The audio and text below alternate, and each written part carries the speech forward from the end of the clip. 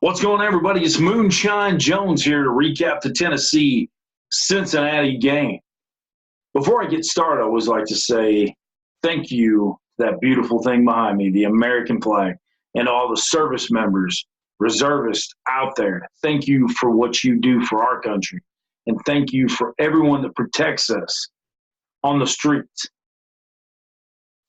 Real quick, I had these dog tags customized for three beautiful people that are no longer with us. Former Drill Sergeant Nash, my drill sergeant at Fort Benning, Georgia, is no longer with us. My infantry brother that I went to basic training with at Fort Benning, Sandhill, Robert Charlton, is no longer with us. And my dad that passed away just a couple months ago, Jerry Eugene Jones, United States Marine Corps, is no longer with us. You're in my heart forever. All right, let's get on. Let's move on here. Tennessee drops a road game, the first true road game of the year, to Cincinnati. We lost to Cincinnati. Are you kidding me? The team that lost to Colgate? I'm not happy about it. First of all, let's get this out of the way. The officiating in the first half was horrible, horrible officiating. Mr. Ted Valentine, that should be, he looks like the guy that used to be the band manager under Lou Pearlman for Cincy and the Backstreet Boys, Johnny Wright. Okay, I don't know why I did that. But anyway, it was horrible. The first half, the kids didn't know what they were doing. In any sport, especially basketball, you're trying to get a feel for what's going on in the game. You're trying to understand how the referee is going to call the game. I've called high school basketball. You're trying to figure out, okay, is he going to call it tight? They're going to call it loose. They were all over the place, especially the call like against Lamonte Turner in the second half. I will say it got a little bit better in the second half. They got a little bit control. I believe the boss chewed their butts off at halftime. Anyway, so here we are. Tennessee loses 78-66. The game was a lot closer, obviously. For the most part, Cincinnati led probably throughout the second half, somewhere probably an average of, 3 points, something like that, led by, Trey Scott had 38 minutes, 7 rebounds, 1 assist, and 15 points. Their stud is Cumberland. The two Cumberland brothers. He was a preseason All-American this year, and he has struggled in a new offense that Cincinnati has brought in. You can see him frustrated in the first half. But they came along. They got a couple bigs. Voigt, this kid is a transfer. He's a monster. He is what Drew Pember, to a degree, I think Drew Pember can possibly, with his athleticism, I think Drew Pember has a lot more potential as far as being able to move around with the ball with his size. He's got to put on – you can just see the lack of strength out there. But we got to see Knoxville's own Drew Pember out there, Bearden's own Drew Pember. So moving along here, we were 21 in the country, and that's probably not going to be the case after we play Jacksonville State Saturday. And then we have Wisconsin at home. It's a tough schedule. Wisconsin is a very well-known team. A few years ago with Frank Kaminsky against Kentucky. I mean, they went to the championship game. So Wisconsin has a tradition of basketball.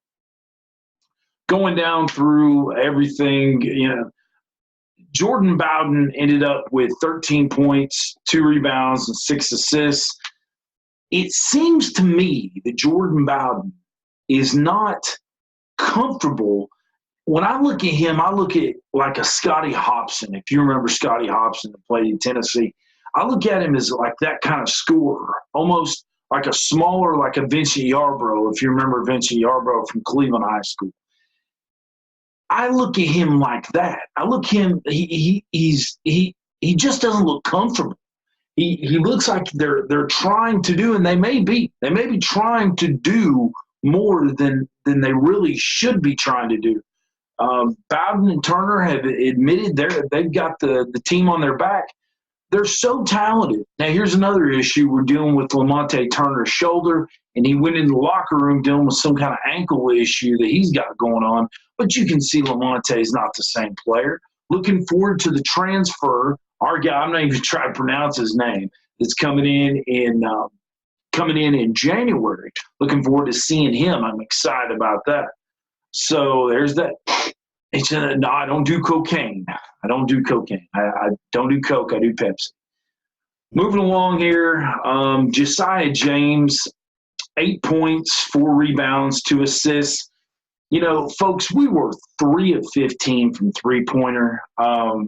When we just need to realize that with Pons and James, we need to start getting the ball down low or trying to make some moves to get to the foul line. By the way, for the foul line, we were 17 of 17. We did lead the game with 10 steals. And why am I itching my nose so much? It is just something I started doing. Maybe if I just don't think about it, but we'll move on. And Gaines, 17 minutes, 3 rebounds, 1 assist. He had 4 points. And Kuma Matata, he had 2 points and 2 rebounds. And moving down through Jalen Johnson, I'd like to see Jalen Johnson 4 minutes, no points, no statistics. Drew Pember had 4 minutes, 1 rebound, and 2 points. Again, I believe getting these minutes is going to be crucial for Tennessee down the road. Once we get this figured out with the offense, once we figure out what we're trying to do and we're trying to accomplish here. But overall, I'm really surprised that we end up losing by 12. I give credit to Cincinnati. They played great. It was a big environment. They had dropped games to Bowling Green State, which is a good team. Ohio State, obviously, we know about Ohio State right now. And Xavier, their crosstown rival. So it is what it is. Tennessee just needs to figure some stuff out against Jacksonville State. Let's get Barnes that 700 victory. Let's move on from there. A lot of times, whether it be football or anything, and a big historical mark comes along, you start getting focused on that instead of what's going on, the game at hand. So, where can we get better? Well, to finish up this video, I think, again, that we need to concentrate on – we need to get away from the three-pointers right now. They're just not falling. It's a completely different team than what we've had before with Grant Williams, Schofield, Bowden. And, I mean, it's just a different team. We just don't have the same kind of team. We're not able to make these kind of shots. And – right now, I think we need to concentrate more down in the paint. We need to try to get some we just need to try to get some baskets. How about that?